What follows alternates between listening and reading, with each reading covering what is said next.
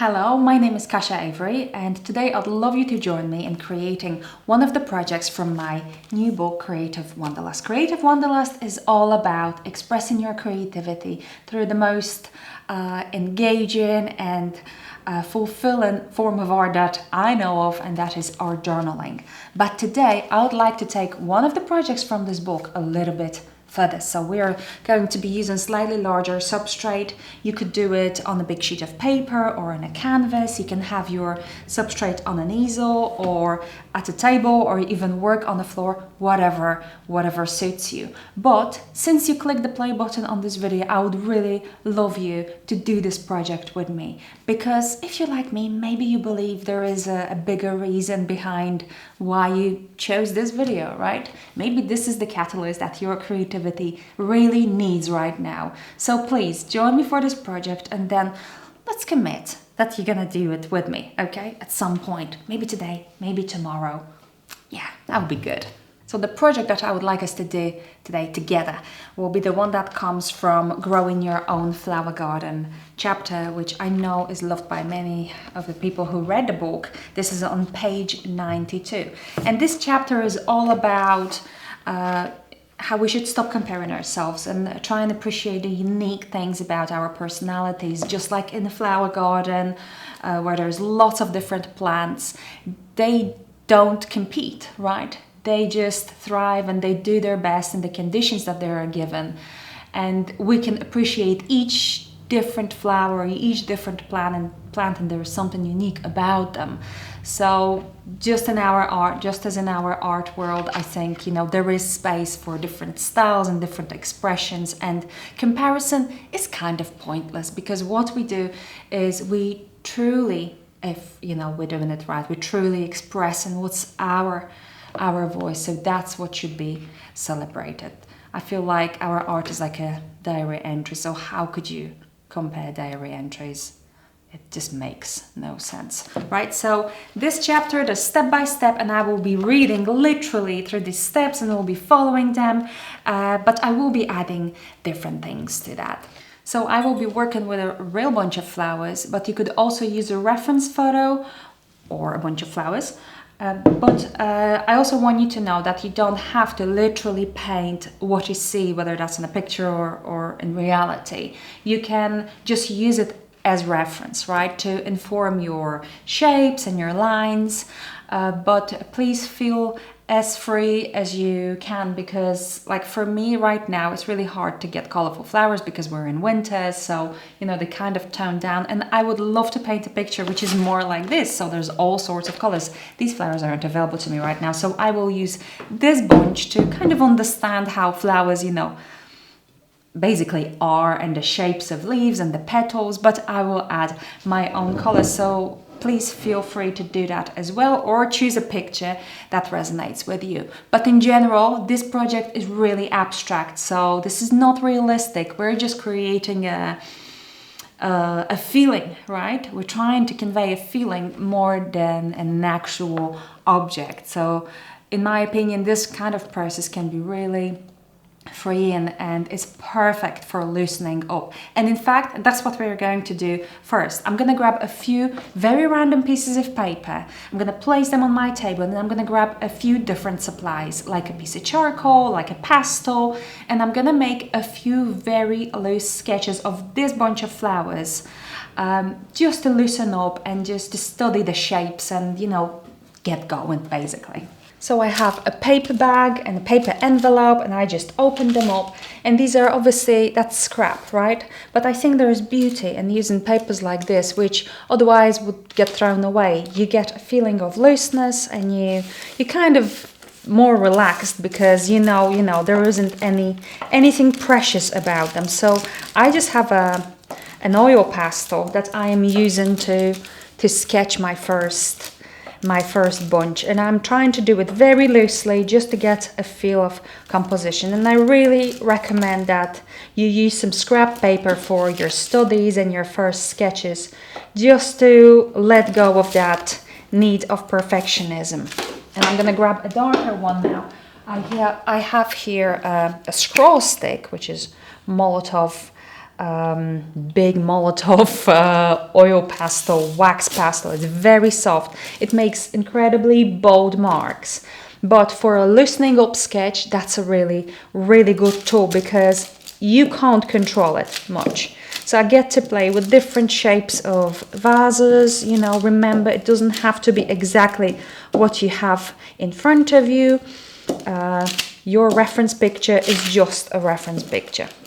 So I quite like when there's some flowers fallen down to the left. So I find that quite interesting. So I would like to include that in my final painting, and that's what these sketches allow me to do. I can play with the shape or pattern of the vase as well. So I tried stripes here. Here I'm making some dots, so maybe that's a good idea. And here I have a charcoal pencil, or maybe even this charcoal pencil. So I'm gonna do the same thing again, and now because it's a more precise tool, I get to define my shapes a little bit more and think about them a little bit deeper. But basically, don't overthink it. Don't take too much time here. It's just for fun and it's just to loosen up. So, you know, I have these leaves, this foliage, which is, I think, really beautiful. So I'd like to include that, and I think I'm going to use this as that element that spills out of the vase.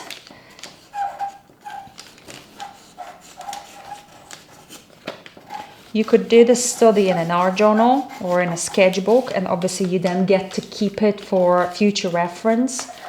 But I really, really encourage you to do it on some scrap bits of paper. And once you've done that, and once you feel a little bit more enthusiastic about it all, let's move on to our canvas or our sheet of paper that we're going to be working on.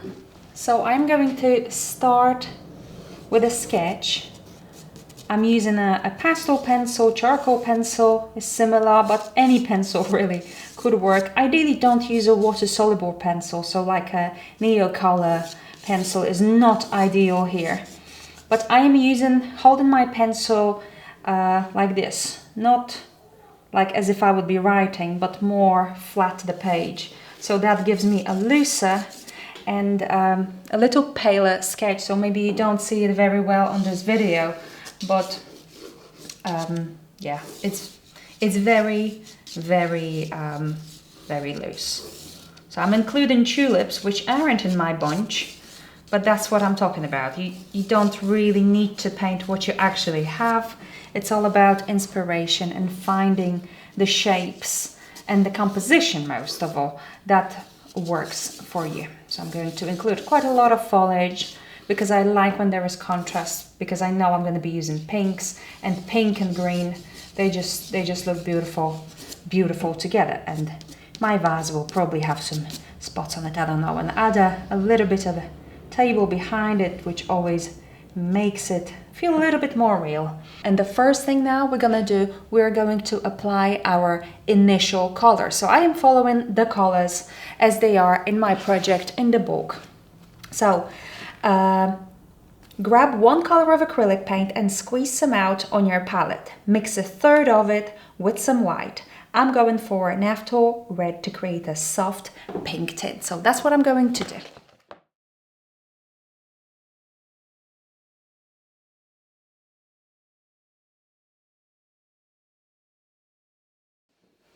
So this is quite a large piece of paper, so that's why I'm using a largish round paintbrush. So I'll put it in water just to wet it slightly, and now I'm loading it with that medium pink. And I am literally filling all of the shapes, flower shapes, as well as the vase, with that pink color.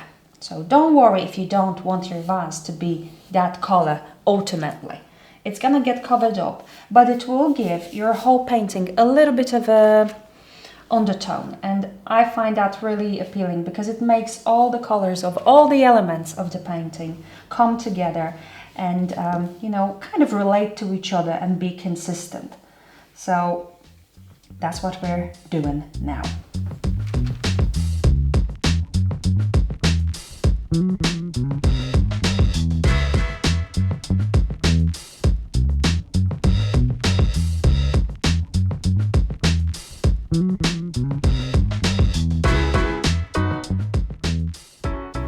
may be worried that now your sketch isn't as visible or you lost all the detail, but that's fine because we are creating a very, very loose painting, and the sense of playfulness I think is more important than the final result. So try and, you know, push yourself a little bit to get loose and cover these details. You'll be able to add them in later on, but is it necessary? Not really. And obviously also don't worry that the foliage, you wanted it to be green, obviously. Now we're covering it with red.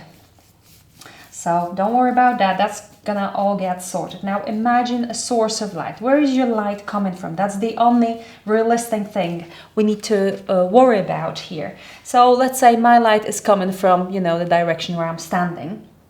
So everything on this side will be lighter, right? That's going to be highlights, and everything on the other side is going to be darker. So this area around the vase is going to be quite dark because that's a lot of shadow. So I am covering this with that red, all of it, all of the table, even just a little outline around the vase, just for my own reference. But later it will get lighter right here and darker on the other side. And the background, we're going to do that with a completely different color, a contrasting color.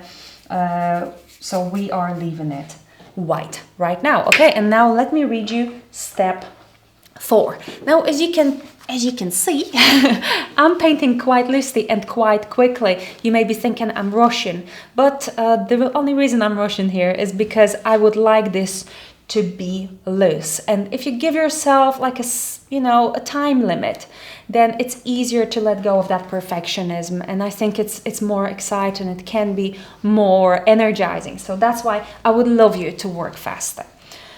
Okay, so now choose a smaller brush and load it with your original color. So we're loading it with red, because we had a mix of red with white. Now we're going to be loading our smaller brush with just red. And now we are going to create a sketch again over our tint layer. That's a tint layer. Hold the brush by its end and don't overthink this. So I have a smaller round brush somewhere. Here we go. And that's a long-handled brush, and that's a perfect brush for a loose sketch. So I am wetting it just a bit, dipping it in that pure red as it came from the tube, and I'm going to do my sketch. The reason why I want you to hold the brush by its end is because you will get less precise. You will be forced to create an abstract sketch. You see my hand is shaking. I'm obviously very stressed here. No, I'm joking. Because it's hard to hold something that's got a long handle. Now, if your paintbrush is maybe very short, like this one, you can still hold it by its end and you'll still get a sense of looseness, or you could extend your brush by attaching a stick or a twig with a piece of tape or something like that. So we are literally kind of going over our initial sketch, creating these shapes again, so we get to remember them, but also we are creating a beautiful, beautiful contrast, which will give a lot of character to our finished piece. So I love to do this. I think it makes it all look very graphic and a little bolder. And the sense of looseness you get from this is irreplaceable, basically.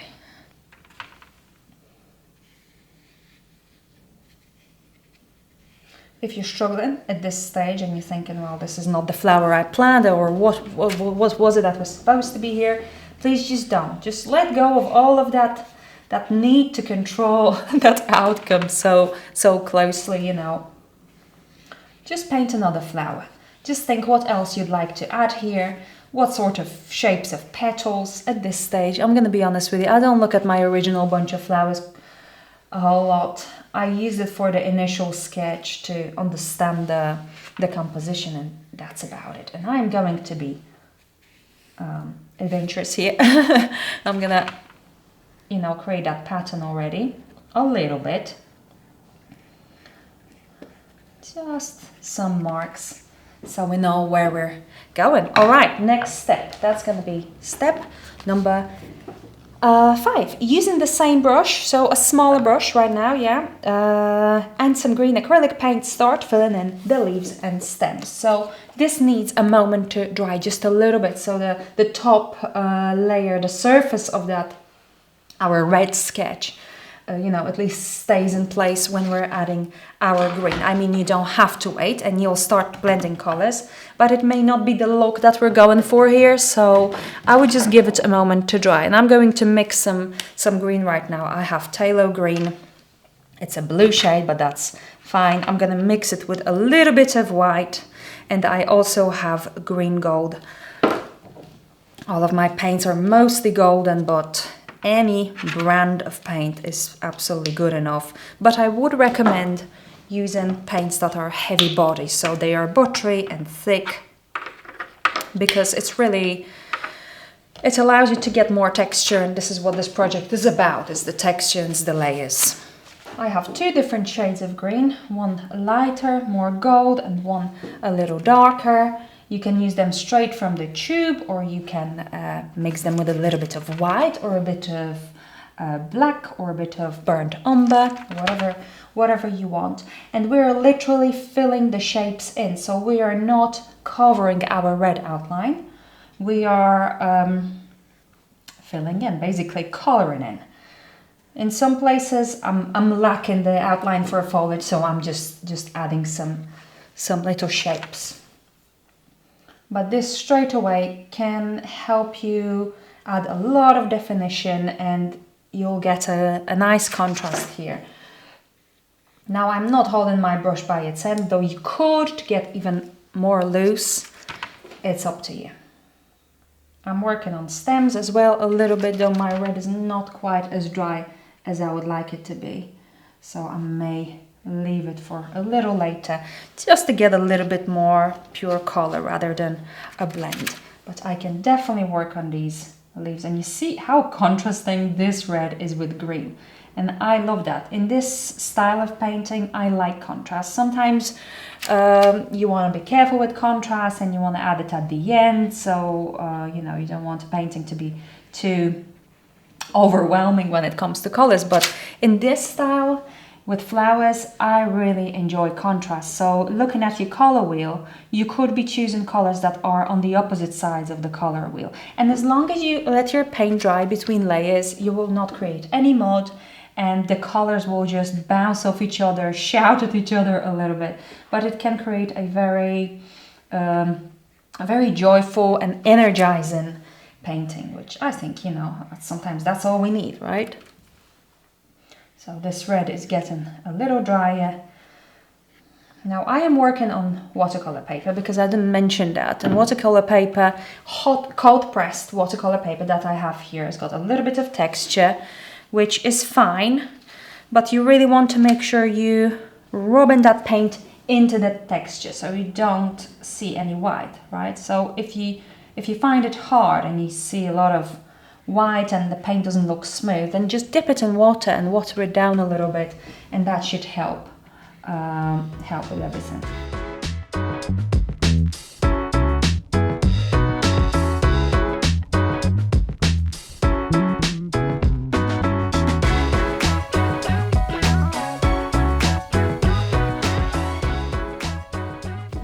Now on to step number 6. For every flower and shape that you'll be filling in with color now, you'll follow the same technique as in step 2. So we will be mixing each color with a little bit of white. If you want to use some purple, for instance, mix a bit of it with white for a tint. Fill your shape with your original purple, let it dry, and then add highlights with your tint. So that's pretty simple, and it's a very effective technique to get a sense of realistic shape. So I am going to be using purple, and that's what I'm going to do. I'm going to mix it with a little bit of white. I have a medium-sized paintbrush, not too small, not too big. So now with the original purple, I'm going in and I'm filling in the flower shape. So this was a tulip, I think. I'm gonna obviously leaving the outline sort of visible in places.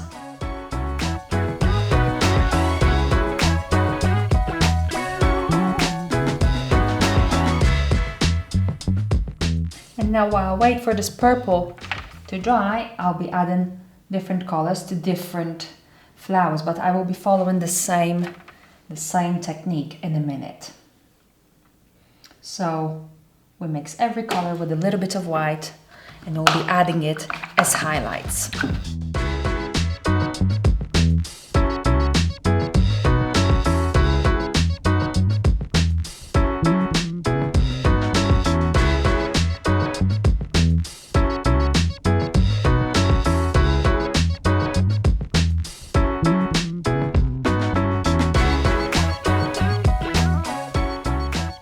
So with every painting, you go through an ugly stage, and this stage, regardless this painting, is happening right now. So the most important thing is that you don't give up now, don't stop, because it's only gonna get better from now on, okay?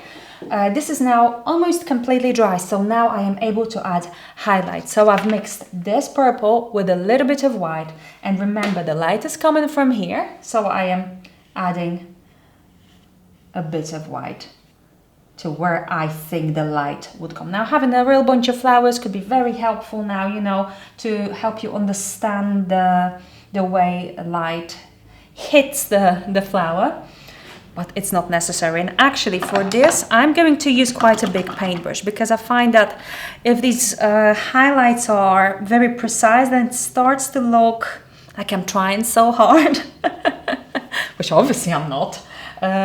But with a larger brush, you can get a looser effect, which is more painterly, more relaxed, and you know, I find that attractive. Right, now a little bit more white on my palette to mix with the other colors, and just adding that to my flower. Now, most of these flowers now, I don't know what sort of flowers they are, and if flowers like these even exist in nature. But really, it doesn't matter. It's about creating a feeling, and you know, I find this very, very, yeah, fulfilling. It's a good process.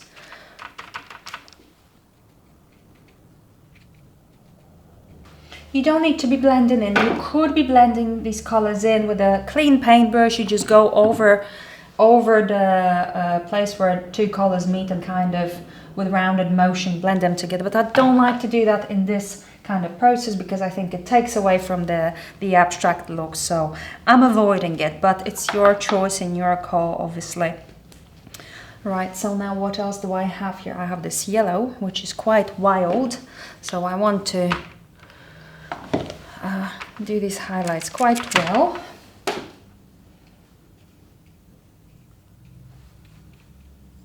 I'm using mostly a round paintbrush. I really like working with a round paintbrush, because, especially for flowers and abstract, because it gives it that organic look. It's not very precise. It's, well, I mean, it can be precise, but the way I use it, it's not very precise. So it kind of allows more fun. And I'm doing the same on foliage. You don't always have to do it, because sometimes that foliage will be hidden in the bunch, you know, so the light doesn't hit it quite as much, but you could. Some bits of it will be more exposed, so that's what I'm doing right now. Just a little bit of it here. And it does bring a variety, you know, and it creates extra interest, so it's maybe worth doing. Now I'm going to add a little bit of teal. I like teal, I like working with teal, and I think with that purple, it's just going to look very playful. So that's what we're here for, right? Playfulness. So I'm going to add this to the middle of this flower, which I'm sure doesn't happen in nature, but who cares? And just a few little marks, as if it's a flower spilling out of the vase. And maybe here. And somewhere inside, in the middle. Actually, I'm going to replace it with purple, because it just doesn't work. Or maybe purple mixed with red for a darker tone. Yeah, that looks better. And one thing I forgot to do here is to kind of close the vase, which Can be problematic if the vase is open, no water will stay in it. Okay, I'm just gonna add a little bit more detail here, just because maybe it needs it. Maybe it will be a little bit more interesting. Who knows? We can try, right? Okay, what's the next step? Step 7, keep adding more colors and shapes to make your painting interesting. So we've done that, especially with the teal color. Now take a smaller paintbrush and fill in some of the spaces between flowers and stems in the center of your bunch. Use a darker, more contrasting color to do that.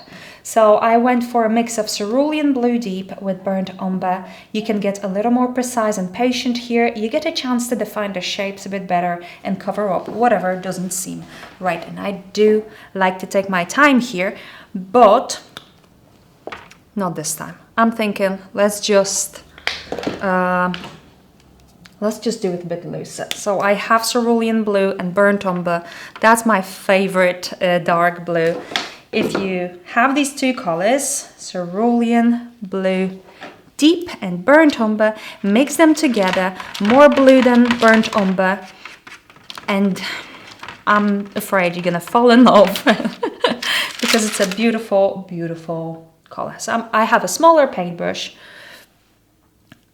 as recommended in the book by the author, but I won't be too precise. So I am filling in some of these gaps. So there's no white between the stems, because that's what makes it look strange, right?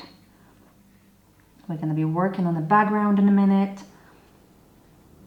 You can kind of reduce the red as well a little bit, because if you worked with a thick paintbrush like I have when we were creating the first layer of color and then the red, then you get a lot of marks. So this is your chance, like I mentioned, to get a little bit more precise, to make the stems a little thinner, you know?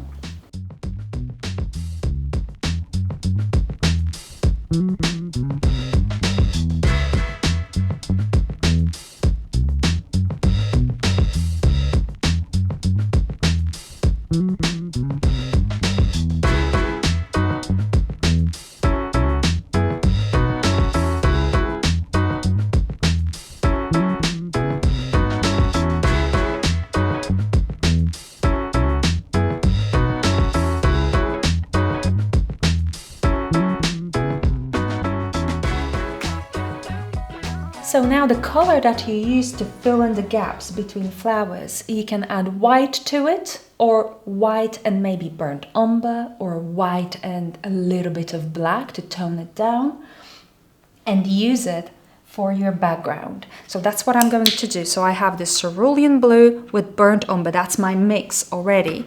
I have a little bit of grayish blue from Amsterdam. It's a really nice color of acrylic. I'm going to mix that together and possibly add a little bit white, or maybe not even that. And while my, the darkest color here is still a little wet, I can add the background color now, and it will kind of blend together. Maybe I can blend it with another paintbrush, just slightly go over it.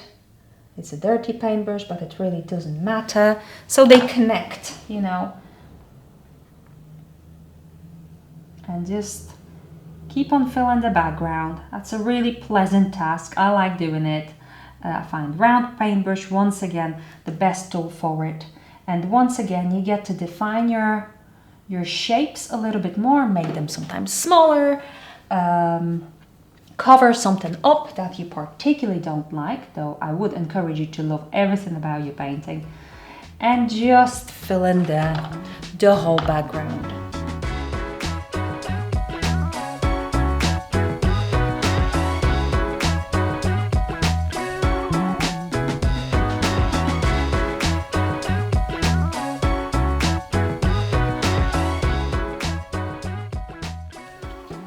And now I have to make this part of the background a little lighter than this side. So I either add lighter color here or darker color here. So I think I'm gonna go for lighter color here because I would like to make this background a little lighter. So I'm just basically adding white to my to my blue, mixing it just a little bit, and very quickly just kind of with a little bit of a loose mark, make it lighter.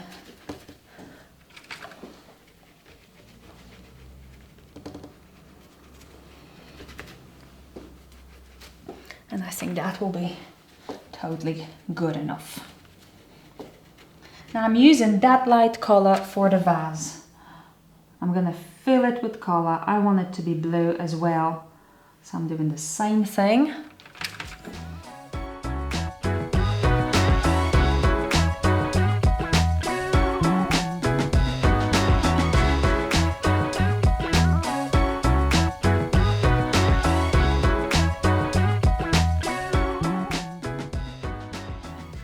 And now the same color, but with a lot of burnt umber in it for inside the vase, because obviously that has to be pretty dark. Even darker than this, actually. Maybe just pure burnt umber.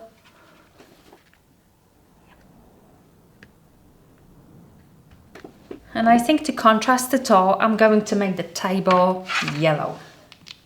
I will add just a little speck of burnt umber to it, just so it is corresponding with the rest of colors.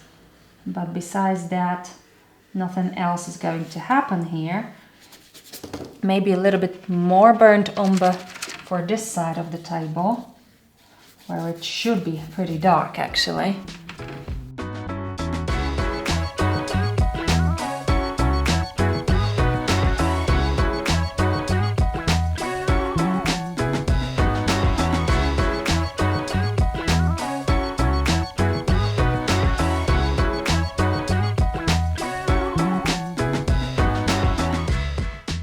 And now, once you've finished, you still have wet paint on your palette. You can add more definition and more shape to some of those flowers. Like I feel like this really needs a little bit of red inside, because otherwise it's just a little bit too plain.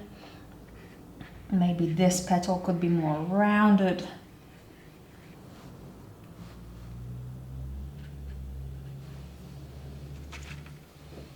Maybe a little bit of that red outline could be brought back to define some of those flowers, because some of it is lost and gone. Well, it does look good in places.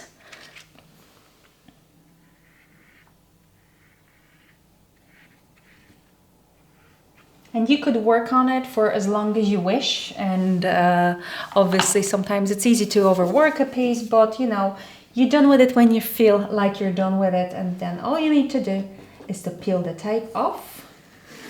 I'm using that blue tape. I think it's really good for paintings. And that's it. There it is. Now I would really encourage you to try this project as well as other projects from my book Creative Wanderlust. They're all made to help you express yourself and listen up and enjoy the process rather than strive for a perfect result, which is something that I'm always an advocate of. All right, this is a bit wet, so I gotta be careful. I've ripped a lot of paper with that tape, but that's it. So thank you very much for watching, and I can't wait to see your projects inspired by Creative Wanderlust.